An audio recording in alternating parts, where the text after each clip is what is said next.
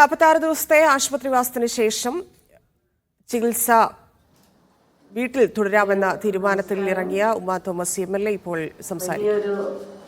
അപകടത്തിൽ നിന്നാണ് കരകയറി വന്നിരിക്കുന്നത് എന്ന് പറയുമ്പോൾ സത്യത്തിൽ എനിക്കൊരു വലിയ സന്തോഷമുണ്ട് പറയാൻ. ഈ അപകടത്തിന് ഉണ്ടായ സാഹചര്യത്തിൽ ഞാൻ വീട്ടിൽ നിന്ന് പോയതുപോലും എനിക്ക് ഓർമ്മയില്ല. അതുകൊണ്ട് തന്നെ ഇതിന്റെ വേദനകളൊന്നും ഞാൻ അനുഭവിച്ചിട്ടില്ല. ഓർമ്മ വന്നതിന് ശേഷമാണ് ഞാൻ സത്യത്തില് അവിടെ നിൽക്കുമ്പോൾ മിഷേൽ ഡോക്ടർ അവിടെ വന്നിരിക്കുകയും ചുറ്റും കുറെ കാക്കി ഡ്രസ്സിട്ട ലേഡീസ് അവിടെ നിൽക്കുകയും ചെയ്തപ്പോ സത്യത്തില് എന്നെ പോലീസ് സ്റ്റേഷനിൽ കൊണ്ടുപോയി കിടത്തിയിരിക്കുകയാണെന്നാണ് ഞാൻ വിചാരിച്ചത്. ഞാൻ എന്തിനാ പോലീസ് സ്റ്റേഷനിൽ കിടത്തിയെന്ന് ചോദിച്ചപ്പോ അങ്ങനെയല്ല എന്നൊക്കെ പറയുകയും അപ്പൊ എനിക്ക് ഭക്ഷണം വേണമെന്ന് പറഞ്ഞപ്പോ അത് അതിലേ കൂടി വന്നോളും, ട്യൂബിൽ കൂടി കിട്ടിക്കോളും എന്നാ പറയുന്നത്. പിന്നെ ഞാൻ പറഞ്ഞു എനിക്ക് യൂറിനേറ്റ് ചെയ്യണം എന്ന് പറയുമ്പോ മൂത്രം വെച്ചോളൂ, കുഴപ്പമില്ല. അങ്ങനെ ഞാൻ എന്ത് ചോദിച്ചാലും പിന്നെ ഒരു സാധനം കൊണ്ടുപോയി കുത്തി വെച്ചിട്ട് എന്നോട് പറയും ഇത് ഓക്സിജൻ ആണെന്ന്. ഞാൻ ചോദിച്ചു നിങ്ങൾക്ക് വിവരമില്ലേ, നമ്മൾക്ക് അന്തരീക്ഷത്തിൽ ഓക്സിജനും കാർബൺ ഡൈ ഓക്സൈഡും ഒക്കെ ഉണ്ട്. നമ്മൾ മൂക്കിൽ കൂടെ ശ്വസിക്കുന്നത് ഓക്സിജനാണ്, നമ്മൾ എന്നിട്ട് കാർബൺ ഡൈ ഓക്സൈഡ് പുറത്തു വിടുകയാണ്. അതൊക്കെ നിങ്ങൾക്ക് പഠിച്ചിട്ടില്ലേ, അറിവില്ലേ എന്നൊക്കെ ഞാൻ ചോദിക്കുകയൊക്കെ ചെയ്യുന്നുണ്ട്.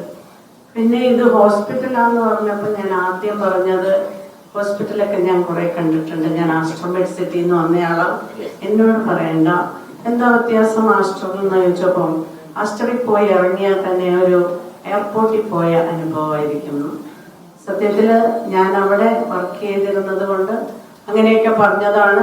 പക്ഷെ പിന്നീട് ഓരോ ദിവസം ചെല്ലുന്തോറും എൻ്റെ അടുത്ത് നേഴ്സസ് ഇടപെട്ടത് സത്യത്തില് വിട്ടുപിരിയാൻ പറ്റാത്ത രീതിയിലുള്ള അനുഭവമാണ്. ഇന്നലെ ഞാൻ ഡോക്ടറിന്റെ അടുത്ത് ഒരു സിസ്റ്റർ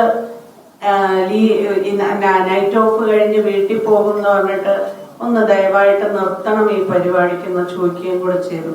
അത്രയ്ക്കും ഓരോരുത്തരും ചേർത്ത് പിടിച്ചു എന്നുള്ളത് തന്നെയാണ് എൻ്റെ ഈ വിജയം എന്ന് ഞാൻ വിശ്വസിക്കുകയാണ്.